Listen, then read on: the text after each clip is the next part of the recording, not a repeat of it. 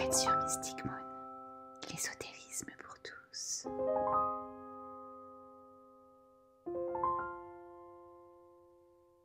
Bonjour à toutes et à tous et bienvenue sur Mystic Moon, l'ésotérisme pour tous. Aujourd'hui, je suis ravie de vous retrouver pour un podcast sur la thématique de la chirologie. Et pour ça, j'ai avec moi Héloïse. Bonjour à toi. Bonjour Marie, bonjour à tous. Alors, si vous ne connaissez pas Héloïse, je vous mettrai toutes ces informations dans la description en dessous de cette vidéo. Son compte Instagram, tu as un site web aussi? Exact. Voilà. Est-ce que tu as d'autres réseaux sur lesquels on peut... Non, je suis que sur Instagram et mon site, c'est tout. Ah, parfait. Donc, son pseudo, c'est High Five Paris. Ouais, c'est ça. High Five Paris, ouais, c'est bien. Et donc, aujourd'hui, on va parler chirologie et du coup aussi un petit peu chiromancie pour comprendre la différence parce que moi-même, je vais la découvrir parce que je ne la connais pas. Et c'est pour ça que je l'ai aussi invitée à échanger avec nous sur Mystic Moon. C'est un sujet qui me rend très curieuse, mais je n'ai très peu de connaissances, voire aucune. Et je sais que c'est un sujet qui pose beaucoup de questions, qui a beaucoup de curiosité, qui donne envie. Donc, je suis ravie qu'on puisse parler de ça ensemble. Tu vas nous expliquer, toi qui as cette pratique, d'où ça te vient, comment tu pratiques et qu'est-ce que c'est. Parfait. Alors, pour commencer, est-ce que tu peux te présenter, nous dire un peu qui tu es, en tout cas ce que tu as envie de nous partager? Bien sûr. Alors, je m'appelle Héloïse, j'ai 34 ans. Je suis franco-camerounaise et je pratique la chirologie depuis 2016. Et j'ai commencé à faire ça de manière professionnelle en 2018, fin 2018. Et parallèlement à ça, et ensemble en fait, je pratique aussi la tarologie. Donc je tire principalement le Rider-Waite-Smith, qui me parle beaucoup plus que le tarot de Marseille. Et là récemment, je me suis mise aussi à la sonothérapie. Donc ça, c'est vraiment le gros de ma pratique.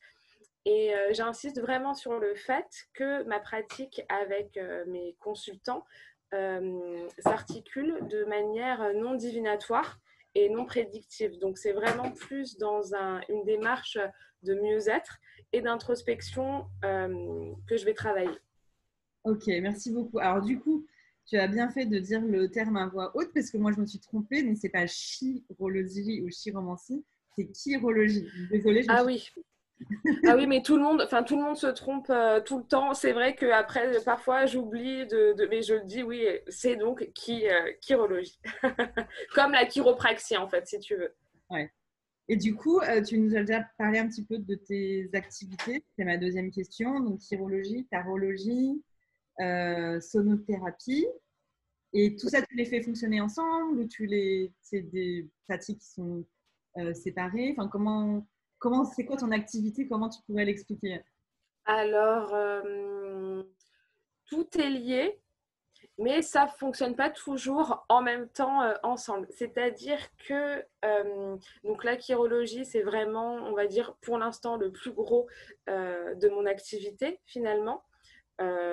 C'est vraiment voilà la thématique principale en ce moment de mon compte Instagram notamment, parce que c'est dessus que je communique beaucoup. Mais après, il y a plein de clés à aller chercher dans notre pratique et notamment le tarot, ça peut être intéressant pour travailler en profondeur après notamment une séance de chirologie.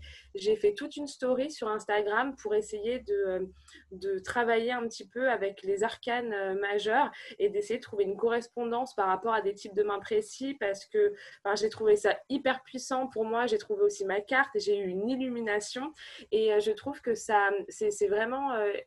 le tarot, c'est un outil introspectif merveilleux. La chirologie, on est aussi vraiment au fond, à l'intérieur de soi. Et donc, de mêler les deux, ça va permettre d'aller encore plus loin avec d'autres pistes de réflexion. Et la sonothérapie, j'ai décidé de m'y mettre parce que quand je rencontre les gens en séance de chirologie, ce qui m'intéresse, c'est pas juste leur dire bon voilà qui vous êtes et puis ciao. Ce qui m'intéresse, c'est vraiment d'avoir de mettre du sens derrière tout ça, de donner des pistes de réflexion, des pistes de croissance personnelle aussi. Et j'envoyais souvent mes consultants, mes consultantes vers d'autres thérapeutes. Et ce qui revenait souvent, c'était justement le soin par le son. Parce qu'il y a beaucoup de gens qui vont avoir un rapport au corps, par exemple, assez particulier, qui ne vont pas aimer se faire toucher, qui ne veulent pas non plus forcément parler. Et le son, pas la musique, hein, du coup j'insiste bien sur le son, c'est quelque chose qui va permettre très très vite d'accéder à une forme de lâcher prise, de relâcher et de remettre un peu les choses en place. Et je me suis dit, mais je pourrais peut-être m'y mettre aussi. Et ça a été vraiment pendant le confinement. Enfin, j'utilisais déjà les mantras dans ma pratique. Et pendant le confinement, enfin, au tout début du confinement, j'ai eu un espèce de truc avec les bols chantants en cristal. C'est comme ça que j'ai commencé. Et là, j'ai dit, waouh, il faut absolument que je fasse ça. Et tout a du sens et tout fonctionne ensemble. Et mon but, c'est vraiment d'apporter du mieux-être aux gens. Voilà.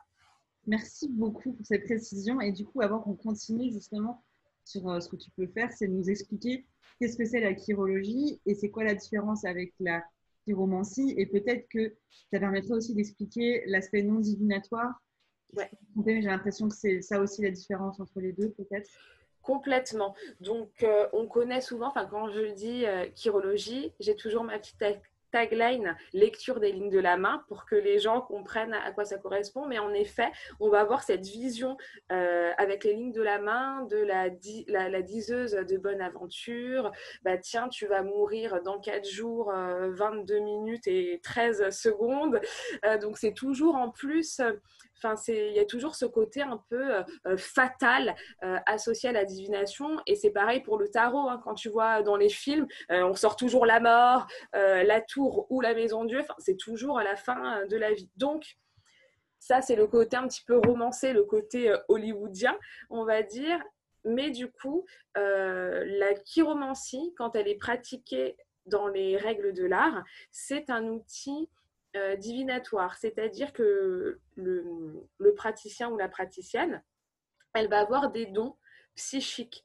Et la main, finalement, ce n'est qu'un médium qui va lui permettre d'asseoir ses visions, ses ressentis, ses intuitions. Elle pourrait faire pareil avec, entre guillemets, une boule de cristal ou quoi que ce soit. Et c'est ce côté divinatoire, c'est-à-dire que le praticien ou la praticienne a des capacités qui lui sont propres.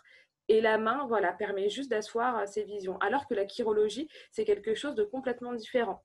Chirologie, ça veut dire, du coup, plus ou moins, mais en gros, science de la main. Ça veut dire que la chirologie répond à une grille d'études. Donc, quand on google chirologie, on va dire que c'est une pseudo-science parce qu'il y a des choses... parce que c'est une science et en même temps un art. Mais c'est-à-dire que ce que je fais, par exemple, la chirologie, si on apprend, tout le monde peut le faire. Toi, tu te mets à la chirologie, ben voilà, tu vas le faire. Après, il y a différentes écoles et différentes manières de pratiquer, mais la chirologie, c'est vraiment une étude, ça répond à une grille d'études. Et on appelle ça aussi, quand on étudie, c'est la première forme de psychologie parce que ça permet de découvrir différents schémas, nos schémas internes, qu'ils soient de nature psychologique, affective, physique, spirituelle. Ok. Voilà. Du coup, toi, tu as fait une formation, tu as été dans une école, parce que tu dis qu'il y a plusieurs écoles, comment ça s'est passé? Alors, quand je dis il y a plusieurs écoles, c'est-à-dire qu'il y a plusieurs grands types de pratiques. Tu vas avoir la chirologie occidentale, tu vas avoir la chirologie védique et la chirologie chinoise. Enfin, moi, j'en connais 3. Après, peut-être qu'il y en a d'autres, mais pour l'instant, je ne suis pas au courant. Donc, je vais commencer par la chirologie védique, qui est la première forme de chirologie, en fait. Donc, c'est né en Inde. Et la chirologie, qui est souvent mêlée, enfin, la chirologie védique est souvent mêlée à l'astrologie védique et ça s'appelle le Hast Yotich. C'est le nom, donc je ne prononce peut-être pas ça de manière optimale, mais Hast Yotich, Yotich, bon, c'est comme ça. Et donc ça fait partie des enseignements des Védas, comme le yoga, comme l'Ayurveda. Et en fait, c'est ces espèces de grandes clés de vie qui ont été glanées, récoltées par des savants, des sages indiens. Et on peut retracer la naissance de la chirologie à environ 5000 ans. Ok. Donc, ça va vraiment très loin. Après, il y a aussi la chirologie chinoise qui, elle, fonctionne bon, énergétiquement parlant, ça ressemble un peu aux enseignements des Védas, mais pas tout à fait, parce qu'il y a quand même une autre approche dans la chirologie chinoise, une approche qui est très très en relation avec la santé. Et enfin, on a donc la chirologie moderne qui, elle, s'inspire principalement de la chirologie védique, puisque elle est due au déplacement en fait des populations. Donc c'était souvent les personnes, à la base les personnes d'Inde du Nord qui ont commencé à pratiquer, le côté du Rajasthan, tout ça, la chirologie, qui se sont déplacés. Et quand ils sont arrivés en Europe, les gens les ont pris pour des Égyptiens. Et c'est pour ça qu'il y a le terme gypsies. Donc c'est les gens du voyage, parce que eux ils les voyaient comme des Égyptiens. Et c'est pour ça aussi que l'art de lire dans les lignes de la main est associé à ce qu'on appelle communément les bohémiens ou les gens du voyage. Passionnant. Comme quoi, non, mais c'est vrai que quand on n'a pas de recul sur les aspects historiques et anthropologiques, sociologiques, on ne se rend pas compte en fait de ce qu'on imagine et de la réalité en fait de ce qui s'est passé. Donc c'est intéressant. Super. Et alors du coup, je ne sais plus si on a vraiment parlé de la différence entre chirologie et chiromancie. Si la chirologie, donc c'est une science où on lit Oui. de la main, et la chiromancie, tu l'expliquais bien, c'est l'aspect j'ai un don entre guillemets, j'ai une capacité Exact. Psychique. Ok. On a pu comprendre un peu les différents types de chirologie, excusez-moi, hein, ne m'en voulez pas s'il vous plaît, de chirologie qui existent. Et toi, du coup, aujourd'hui, tu te positionnes comment par rapport à ces différentes écoles? Alors moi, si tu veux, quand j'ai commencé, je me suis intéressée d'abord à ce qui est le plus proche culturellement de moi, vivant en Occident et étant née et élevée en France. Donc je me suis intéressée d'abord à la chirologie moderne. Grâce à mon mentor qui est Hélène Saucedo, qui a son compte Instagram qui s'appelle Handful of Stars Readings.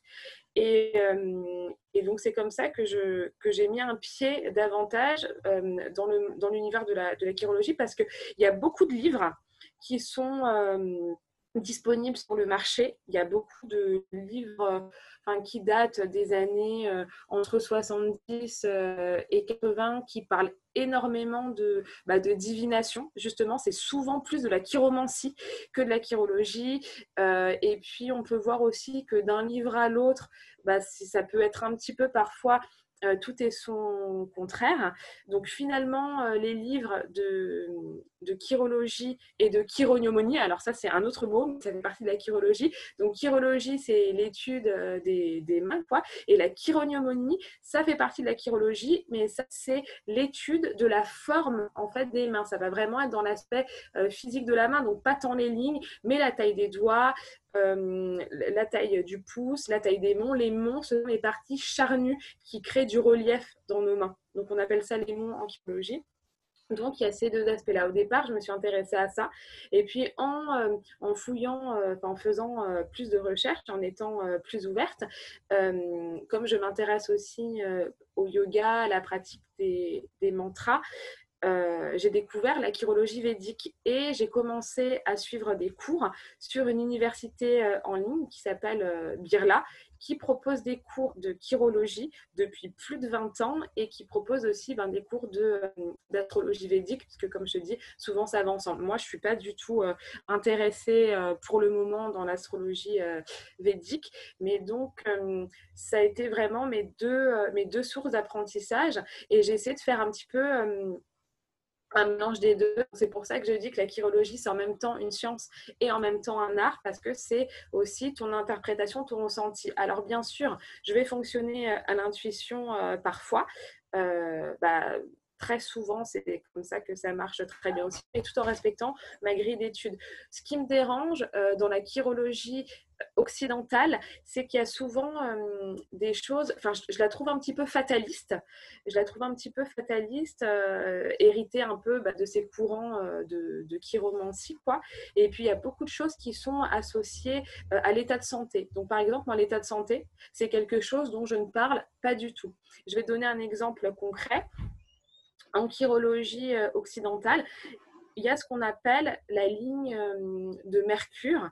Elle part en fait sous l'auriculaire, elle se situe sous l'auriculaire et elle est censée, si tu l'as, traverser ta main en diagonale. Donc elle arrive jusqu'au milieu de la base inférieure de ta main. Donc après, elle peut être plus courte, mais en gros, la trajectoire, c'est ça.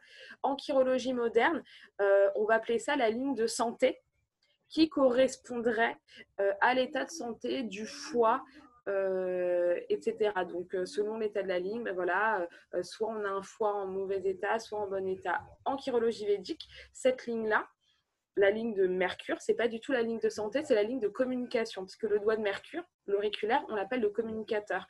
Et j'ai trouvé, après avoir lu plein de mains, plein de trucs, qu'effectivement, pour moi en tout cas, et dans les expériences que j'ai eues, c'était beaucoup plus parlant d'utiliser cette ligne en ces termes-là. Donc, tu vois, j'ai dû faire un petit peu un mélange des deux. Et en même temps, parfois, dans la chirurgie védique, ce qui me dérange aussi, c'est que eux, ils prennent en compte un côté un côté aussi prédictif. Donc, c'est des choses sur lesquelles j'aime pas statuer. Il y a notamment, on peut établir une chronologie dans les lignes, voir de telle période à telle période, ça correspond à, enfin, entre tes 1 an, peut-être, et tes 5 ans, ensuite de tes 5 ans à tes 10 ans, etc. Et j'aime pas du tout cet aspect-là parce que je pense qu'en tant que praticienne, on peut énormément influencer les consultants, les consultantes selon ce qu'on dit. Et j'insiste vraiment sur le fait que chacun est libre de son destin, de ses choix. Et la chirurgie, la manière dont je la pratique, ça va permettre de révéler des tendances et donc d'établir, si tu veux, parfois des probabilités. C'est-à-dire que quand tu fais quelque chose tout le temps d'une certaine façon, eh ben oui, il est très probable que tu aies ce résultat-là. En revanche, c'est pas prédictif, c'est juste de la logique, si tu vois ce que je veux dire. Ouais, complètement. Mais en fait, ça me parle beaucoup parce que donc moi, pour le coup, je tire les cartes et c'est quand tu faisais le rapprochement avec le tarot tout à l'heure, je pense qu'il est très clair aussi là, dans le sens où, comme les lignes de la main peuvent avoir un sens dans certaines écoles, les cartes aussi peuvent avoir aussi un sens qui est défini, que ce soit le Rider-Waite, le Marseille, peu importe. Et après, il y a l'interprétation, le travail qu'on va faire sur la carte. Et j'imagine que toi, comment tu vois la tour, moi, je la vois aussi différemment. Et en fonction de la question qu'on va poser, et en fonction de la personne à qui on va la tirer. Et donc, je trouve que c'est vraiment intéressant de se dire, oui, en effet, il y a une école, ou il y a des écoles, où il y a des aspects théoriques de base. Puis après, il y a aussi ce qu'on va nous en faire et comment on va l'interpréter. Et aussi complètement. Qu'on accompagne, quoi. Oui, complètement. Donc, oui, je pense, enfin, moi en tout cas pour le coup, je ne sais pas si ça parlera aux auditeurs ou aux auditrices, mais moi ça me saute aux yeux ce rapprochement entre le tarot et la chirurgie là-dessus, quoi. Je suis complètement d'accord avec toi. Du coup, on a pu un peu, je pense, plus comprendre ton approche, mais si tu as envie de partager ça, comment t'en es arrivé là? Parce que c'est vrai que c'est pas aujourd'hui le plus populaire, le plus connu, le plus reconnu. En tout cas, moi, c'est rare que je rencontre des personnes qui pratiquent ça et qui en font en plus leur activité. Donc, si tu as envie de partager plus un peu là-dessus, comment t'en es arrivé là, si je peux dire? Bien sûr. Alors déjà, je pense que pour les personnes qui pratiquent l'astrologie, je suis Verseau. Alors ça doit certainement expliquer une partie du truc qui a fait que j'ai voulu m'orienter vers une niche, en fait, tu vois, le truc qui n'est pas mainstream, justement, tu vois, l'envie de dépoussiérer un petit peu une pratique et la remettre au goût du jour. Mais en fait, comment je m'y suis mis, c'est suite à un état dépressif, en fait, pour te dire, pour vous dire la vérité. C'est-à-dire que je vais essayer de faire bref parce que j'ai justement, tu vois, comme ma vie, ma carte, c'est la tour. Et ben ma vie, elle est comme la tour. C'est fait de construction et de démolition, de feu et de, tu vois, de feu de comment dire, de destructeur et de feu aussi vital qui va permettre de tout pour monter, quoi. Donc, si tu veux, donc voilà, j'ai vécu à Montpellier pendant 14 ans. J'ai eu mes filles là-bas, j'ai eu un café, un commerce et tout machin. Malheureusement, avec mon associé, on a dû mettre la clé sous la porte. Et c'est à cette même période que mon ex-mari a décidé d'aller vivre, enfin, a eu une opportunité d'aller vivre à l'étranger, dans les îles notamment. Et donc, il a fait le choix, enfin, il a demandé à nos filles si elles avaient envie de partir. Donc, mes filles ont été vivre avec lui. Donc, suite à ça, j'avais plus rien qui me retenait à Montpellier. Donc, j'ai décidé d'aller tenter ma chance ailleurs, quoi, parce que, oui, voilà, enfin, tourner la page sur plein de choses, en fait. Et j'ai atterri à Livourne, dans la région bordelaise. J'y suis restée que 3 mois, mais ça a été les 3 mois les plus difficiles de toute ma vie. La perte totale de repères, la fin de mon projet de vie qui était mon café avec un gros investissement et personnel et financier, l'absence de mes filles. Donc, de la première fois de ma vie, j'étais sans mes enfants. Bon, le climat en plus qui était catastrophique, il n'y a rien du tout qui se passait bien. J'étais au fond. Et donc, j'ai décidé de renouer avec mes premières amours. C'est-à-dire que quand j'étais plus jeune, quand j'étais ado, j'étais passionnée par la sorcellerie, j'aimais les runes, je pratiquais la cartomancie, mais pas avec un tarot, j'avais vraiment juste les cartes à jouer. Donc j'étais vraiment à fond dans cet univers ésotérique, mystique, spirituel et tout. Et là, j'avais besoin de recréer du sens, en fait. J'avais besoin de m'accrocher à quelque chose, j'avais besoin vraiment de partir en voyage intérieur, puisque c'est le seul espace, en fait, où je pouvais m'évader bizarrement, parce que j'avais l'impression d'être un peu prisonnière de ma vie à ce moment-là. Donc j'ai recommencé par la cartomancie, par les cartes, par le tarot. C'est comme ça que j'ai découvert le tarot Rider-Waite-Smith. Et puis, j'ai toujours été passionnée par les mains. Les mains, je trouve ça sublime. Donc, avant d'avoir mon salon de thé où je confectionnais des gâteaux, des jolis gâteaux poétiques, j'étais esthéticienne. Donc, je travaillais aussi avec les mains et j'avais une passion particulière pour le nail art. Donc, tu vois, il y a un truc avec les mains. Ma mère est créatrice, mon père est architecte. Ma grand-mère, j'ai toujours vu travailler avec les mains. Les mains. Et c'est comme ça que je me suis mise à la chirologie. Donc, j'ai commencé à faire ça un petit peu, étudier, regarder, réfléchir, le remettre de côté, reprendre le tarot. Et c'est vraiment au bout de ces 3 mois dans la région bordelaise où j'ai dit stop, je suis revenue à la base, donc Paris. Puisque je suis originaire de Paris, et donc avec une copine qui, elle, c'est rigolo, parce que ce jour-là, elle avait décidé de s'acheter un pendule, parce qu'elle avait envie de se connecter à un truc, machin. On a fini dans un bar, on était à la Mutinerie, à Paris, du coup, et il y avait une nana à côté de nous qui avait des mains. Elle avait des mains, mais super belles, avec des bagues, avec, tu vois, enfin, je sais pas, elle avait des mains trop belles. Et je lui dis, oh, mais t'as de trop belles mains. Et en fait, cette nana... il se trouve que c'était une américaine. Et donc, elle me dit, ah bah si t'aimes mes mains, on a commencé à parler d'un truc, va voir le compte d'Hélène Saucedo, mon mentor, celle dont je parlais tout à l'heure. Et donc, j'ai été voir son compte Instagram. Et quand j'ai été voir son compte, j'ai eu une illumination, une révélation. Et je me suis dit, mais c'est ça que je veux faire dans ma vie. Et voilà comment c'est parti, quoi. C'est une histoire incroyable, je trouve, et je trouve que c'est chouette. Merci de la partager, franchement, parce que je pense qu'on a tous eu des moments de galère et Ouais. c'est souvent difficile de se dire qu'on va pouvoir rebondir à un moment donné et comment et quand. Et d'avoir des exemples comme les tiens, je pense que ça peut faire beaucoup de bien, en fait. Merci pour ça.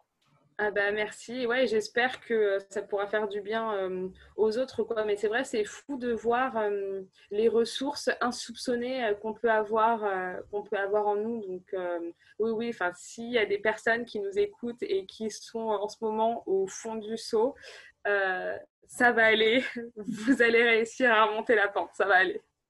En tout cas, ouais, c'est chouette aussi de se dire que c'est possible d'aller vers ce type d'activité, que quand ça nous porte, quand ça nous passionne, de se réaliser à travers ça. Je trouve aussi que c'est hyper inspirant, quoi. Donc, merci beaucoup. Alors, du coup, j'en ai perdu la liste de mes questions. Qu'est-ce que ça t'a apporté? Je pense que tu nous en as déjà un peu parlé. Je ne sais pas si tu as envie de nous dire d'autres choses sur qu'est-ce que ça t'a apporté, parce que c'est vrai qu'on a beaucoup parlé d'un point de vue activité professionnelle, si je peux dire. J'imagine que toi, d'un point de vue personnel, tu en as déjà un peu parlé, mais est-ce que ça t'a plus encore apporté? Ah, mais bien sûr. Franchement, bien sûr, déjà, là où j'en suis maintenant, je le dois vraiment à Carol Smile, celle qui est la fondatrice de la boutique Let's Plan the Moon, parce que c'est elle qui m'a donné ma chance et pour faire un anglicisme qui m'a mise sur la carte, quoi, comme ils aiment dire les anglo-saxons, she put me on the map. J'ai ouvert mon compte un peu comme ça, sans trop de prétention, parce que par rapport à mon café, j'avais commencé à monter Café Noisette, que j'avais beaucoup de choses à déconstruire par rapport à l'ego, notamment, tu vois, où j'étais trop dans l'ego. Donc, je pense que ça aussi, ça a joué en ma défaveur. Et donc, Carole, quand je l'ai rencontrée, donc ce qu'il faut que je raconte cette histoire pour amener le côté vraiment humain, je la suivais sur Instagram, c'est au tout début, et j'avais les cheveux encore longs, et elle avait son premier pop-up store, et je m'étais coupé les cheveux courts, quoi. On s'était jamais vus. Je crois qu'on n'avait jamais échangé sur les réseaux. Et quand je suis arrivée à son pop-up, elle m'a dit « Oh, mais super, mais tu t'es coupé les cheveux !» Et elle m'a fait un câlin. Et en fait, tu vois, Carole, c'est quelqu'un comme ça, c'est-à-dire qu'elle connaît, enfin, elle regarde tous ses abonnés et tout. Et puis, c'était quand même déjà un gros compte qui a continué de grossir à l'époque. Et c'est elle qui m'a permis, enfin, qui m'a donné ma chance. En fait, elle m'a dit « Bah voilà, là, je fais un autre pop-up, viens et tout. » Donc, vraiment, le côté avec du monde événementiel, ça a été là. Et ce jour-là, j'ai reçu, comment dire, en fait, il y avait une telle connexion avec les gens. Tu vois, quand tu tiens les mains, il y a quelque chose énergétiquement qui se passe, un vrai transfert d'énergie, parce que finalement, voilà, tu vas discuter avec les gens. Bon, tu vas plus ou moins, selon comment tu es à l'aise dans ton corps avec les autres, toucher les gens de ta famille, on va dire. Mais vraiment, s'asseoir à un moment, prendre les mains de quelqu'un dans les tiennes et vous regardez dans les yeux, énergétiquement, il y a un truc de malade qui se passe, quoi. Et donc ça, déjà, énergétiquement, ça me remplit beaucoup. Et puis, quand on termine une séance et que je vois que les gens sont reboostés, et un peu secoués aussi, hein, parce que ça secoue aussi parfois, j'ai tellement, tu vois, tellement d'amour, mais ça me remplit... Enfin, tu vois, ça m'élève. Je me sens élevée à l'intérieur, je me sens légère et ça, c'est une sensation merveilleuse. J'ai tissé des liens d'amitié grâce à ça. J'ai découvert plein de choses, plein de pratiques différentes. Donc, je pense que c'est vraiment autant enrichissant pour moi que pour les consultants, les consultantes. Et je pense que toutes les personnes qui ont ce type d'approche, je pense qu'on vit un peu tous les mêmes choses, d'apprendre au moins autant que les personnes qu'on accompagne, c'est certain. Yes. Comment ça fonctionne concrètement? Est-ce que tu peux nous raconter? Alors, ça fait un petit moment qu'on discute, donc je vais pas encore te tenir trop longtemps, mais j'aimerais me projeter en fait dans une séance avec toi. Comment ça se passe? Alors, comment ça se passe? Donc, jusqu'à présent, avant le Covid, du coup, je recevais les gens chez moi. Ça, j'ai arrêté de le faire. En plus, j'habite dans un tout petit appartement, donc j'étais obligée de mettre à la rue plus ou moins mon compagnon et mes enfants. Donc là, maintenant, je fonctionne par Internet. En revanche, par exemple, dans les lectures flash, alors je vais faire les deux, donc comment ça se passe dans la vraie vie, enfin dans la vraie vie, comment ça se passe en one-to-one, en réel, et comment ça se passe de manière dématérialisée. Donc d'abord, de manière dématérialisée, ce que je demande, j'envoie près 13 à 15 modèles de photos que les gens doivent m'envoyer par rapport aux mains, où j'ai besoin de voir la forme des mains en détail selon le type de lecture. Donc j'ai 3 types de lecture. Je vais en avoir une qui va vraiment être intuitive. Donc là, j'ai pas du tout d'analyse à faire, c'est-à-dire que je t'envoie la liste de photos que tu dois me faire, je reçois les photos et je vais dire des choses de manière intuitive pendant une vingtaine de minutes. Après, j'ai 2 autres lectures. J'ai la lecture qui et j'ai la lecture entre les lignes. La lecture qui, c'est une lecture globale, principalement de chironomie, et l'autre, ça va être une lecture des lignes. Donc, si tu veux, la chironomie, la forme des mains, ça va donner des indications sur la personnalité de manière générale, en profondeur. Donc, ça va pouvoir me donner des indications sur, par exemple, ta sensualité ou ton taux d'auto-validation, la façon dont tu communiques. C'est vraiment le fond, la toile de fond, c'est la forme des mains. Donc ça, c'est une première chose. Et puis, à partir du moment où je fais ça pour cette lecture, là, pareil, ça va être sous forme d'audio, ce qui permet à la personne d'être quelque part en contact avec moi aussi, parce qu'elle va entendre le son de ma voix. Je vais donner tout un détail, donc ça se fait, j'ai une grille d'études, donc je vais commencer par identifier le type élémentaire de la main, parce qu'en chirologie, ma pratique, c'est de classer les mains selon des éléments, donc eau, feu, terre, air, et parfois des mélanges. Et puis, je vais aller en détaillant au fur et à mesure. Et donc, dans ce type de lecture, je vais donner aussi des clés pour aller plus loin avec des mantras ou des affirmations positives à réciter, des mantras parfois à chanter. Ça peut être aussi des points à se masser, des questions pour que les personnes puissent continuer d'évoluer, donc des questions qu'elles doivent répondre. Elles doivent répondre à ces questions pour elles-mêmes. Si elles souhaitent, elles peuvent me les partager aussi, c'est possible. Après la lecture, qui va être la lecture entre les lignes, là j'envoie un petit flacon d'encre où les personnes vont devoir s'ancrer les mains et me envoyer les photos. Et là, on est vraiment sur une étude comparative. Je vais analyser la main active, qui est la main du présent, qui te représente, toi, maintenant, l'idée de prendre sa vie en main, et la main passive, qui, elle, est la main du subconscient. Et donc là, les lignes, elles, ça va plus nous donner des indications sur nos schémas de pensée, sur nos fonctionnements. Et c'est ce qu'on peut finalement changer le plus, parce que les lignes de la main, dans la main active, changent naturellement tous les 6 mois, 1 an, mais tu peux agir sur leur change consciemment en 90 jours, justement, avec des exercices. C'est comme ça, plus ou moins, que ça se passe à distance, un audio, des pistes de travail des mantras. Et après, quand on se voit en vrai, par exemple, pour une lecture flash ou quand je vais faire des lectures événementielles, la première chose que je demande à faire aux gens, c'est de secouer leurs mains. En secouant les mains, en fait, on va, faire de la place à ce qu'il y avait avant. On repart à neuf, donc on va bien se dégager. Donc d'ailleurs, tout le monde, à ceux qui nous écoutent, avant de rentrer chez vous, secouez bien vos mains, débarrassez-vous des énergies qui ne vous appartiennent pas et de celles que vous avez accumulées. Puis je demande à la personne, au consultant, à la consultante, de mettre les mains en l'air le plus naturellement possible, et c'est comme ça qu'une lecture commence. Tu vois, je découvre un truc avec tout ce que tu racontes, c'est que je n'avais pas du tout conscience que les lignes de nos mains pouvaient évoluer, en tout cas celle de la main active. J'en avais pas conscience, quoi. Donc du coup, si je faisais une lecture avec toi sur les lignes de ma main, ça aurait un intérêt que potentiellement je retourne te voir plusieurs mois plus tard pour voir l'évolution, quoi. Il y a un peu de ça, non? Alors, exactement. Alors là où je préviens aussi bien les gens, parce que parfois je vois des gens, après ils veulent me revoir tout de suite après, je leur dis non mais ça ne sert à rien. Donc il faut attendre que ça se passe. Ça dépend ce qu'on fait. Après, j'ai des séances aussi de coaching qui sont établies selon des choses dont on discute auparavant. Donc là, on va travailler quelque chose de précis. En séance de coaching, c'est intéressant de se voir tous les 3 mois, tu vois, parce que là, on peut voir consciemment, il y a un changement tous les 3 mois. En 90 jours, si on est assidu dans sa pratique et dans son désir de changement / amélioration. Voilà. Sinon, si on fait une lecture ensemble, et oui, c'est intéressant de se revoir plutôt 1 année après, tu vois. Okay.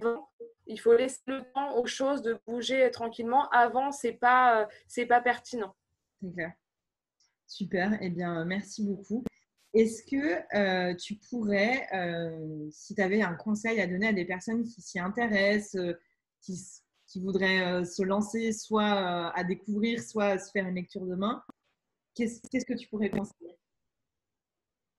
Ce que je conseille déjà d'avoir une meilleure conscience de vos mains, de vraiment vous rendre compte du potentiel de création et de vie, de vitalité associée à vos mains, parce que ce que l'esprit pense, les mains le mettent en pratique. Donc on va souvent penser à nos mains en termes voilà, de beauté. Alors oui, bon, quand c'est l'hiver, on va se mettre un peu de crème sur les mains, on va aimer porter 2-3 bagues, mettre du vernis, mais vraiment apporter un véritable soin à ses mains. Donc comme j'ai dit, secouez vos mains avant de rentrer chez vous, massez vos mains, baignez vos mains, trempez vos mains déjà, réappropriez-vous cet outil qui est l'outil le plus important et le plus utile de votre vie, celui que vous utilisez tous les jours, celui qui vous permet de rentrer véritablement en contact avec le monde.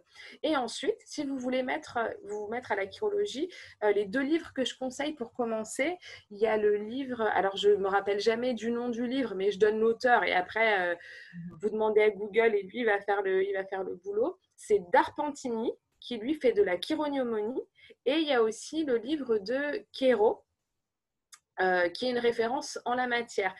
Évidemment, là, ce sont des vieux livres, donc c'est pour commencer, je conseille de commencer par la chirologie moderne, enfin moderne, parce que c'est pas si moderne vu que ça c'est un peu vieux quand même, mais bon, ce qu'on appelle quand même la chirologie moderne occidentale, de commencer par là, parce que c'est ce qui sera finalement le plus accessible. Après, il faut bien faire attention à ce qui est dit dedans, puisque ce sont des vieux ouvrages écrits par des hommes, et il y a énormément de misogynie, de sexisme, donc il y a aussi beaucoup de xénophobie et encore plus de racisme.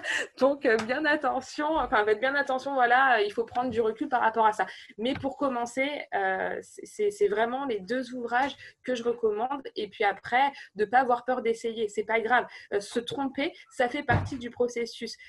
Dites-le, quand j'ai commencé, même sur mes cartes, il y avait écrit étudiante en chirologie. C'est pas, je veux dire, on peut pas être pro ou à l'aise du jour au lendemain. Ça fait partie du processus. Personnellement, dans ma pratique et dans mon éthique, je trouve que c'est important de dire voilà où j'en suis, voilà ce que je peux faire, et aussi de dire quelles sont ses limites. L'honnêteté en fait et la bienveillance sont les clés pour moi d'une pratique réussie.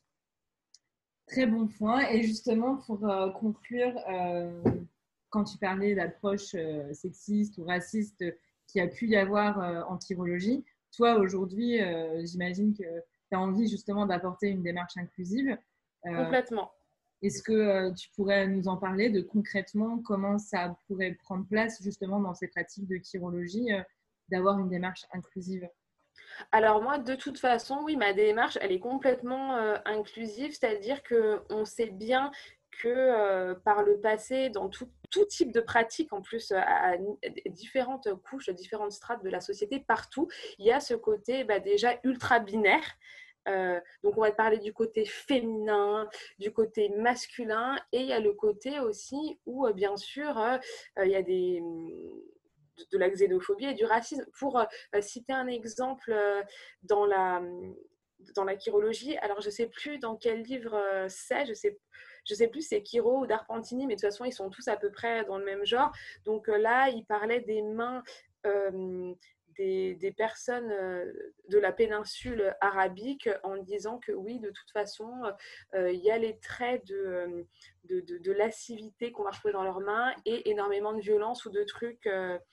Et en fait, tu te rends compte que c'est pas forcément. Enfin, déjà, c'est absolument faux. C'est des trucs complètement abstraits, puisque pour avoir vu autant de mains, j'ai vu des mains de personnes afrodescendantes, de personnes européennes blanches ou occidentales blanches, des métisses, des personnes asiatiques. Et en fait, l'origine géographique n'a rien à voir avec ce qu'il y a dans les mains. En fait, tu peux être de n'importe où. Enfin, tu peux avoir plus, par exemple, parfois de similitudes entre une personne qui vient de Norvège et une personne, je te dis, d'Afrique du Sud, que deux personnes qui sont françaises et blanches, on va dire, tu vois. Donc, pour moi, la chirologie, c'est ça. Quand je disais au départ que c'était classé comme la première forme de psychologie dans les Védas, c'est quelque chose d'universel, en fait. C'est quelque chose d'universel parce que là, on parle de ton être profond. On parle de tes tendances à toi personnelles, de ce qu'il y a en fait au fond de ton âme, de ton esprit, de ton cœur finalement. Et moi, de toute façon, mon approche de la chirologie, elle est pour tous, que vous soyez homme, femme, non-binaire, de n'importe quelle ethnicité. La main, elle parlera exactement de la même façon.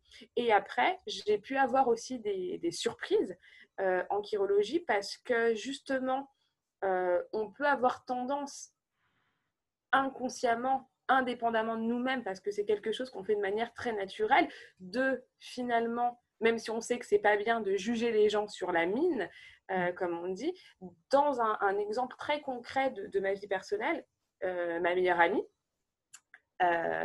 et ben, j'avais une vision d'elle, ce qu'elle renvoyait de manière extérieure, et pourtant, je la connais depuis plus de 10 ans. Quand j'ai lu ses mains, j'ai halluciné. Je lui ai dit, alors, je lui ai dit, mais par contre, attends, c'est très étrange parce que ta main, elle me suggère si ça. Ah oui, puis je fais jamais d'affirmation. Hein. Quand je lis les mains, je parle, ça me suggère.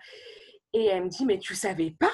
J'étais comme ça. J'ai dit, bah non, là, c'est un truc que je découvre parce que je la voyais hyper sûre d'elle, vraiment, hyper punchy, tu vois, toujours d'apparence conquérante. Et puis même dans les conversations qu'on avait pu avoir, et sa main, elle me montrait quelque chose de complètement différent. Donc, c'est pour ça que les mains, c'est merveilleux, c'est universel et ben, j'adore lire les mains. Voilà, je ne sais pas si ça répond à la question. Je suis partie un peu dans tous les sens.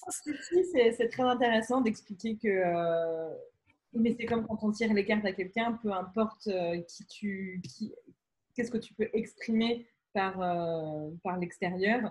De toute façon, ce qu'on va aller utiliser, c'est ton intérieur. Donc, peu importe ce que l'on peut percevoir visuellement de toi, c'est pas ça qu'on vient juger ou qu'on vient analyser ou qu'on vient. C'est clair. Donc, du coup, finalement, avoir une pratique inclusive, ça va de soi dans ces pratiques-là. Mais c'est bien, je trouve, de le rappeler. Et que alors oui, parce que ça vient de soi, ça devrait venir de soi. Ça ouais. devrait venir de soi et c'est pas forcément le cas. Donc, tu vois, je rebondis là-dessus, justement, où là, il y a des choses qui ont énormément bougé dans le milieu du bien-être, de la spiritualité, de l'ésotérisme, etc.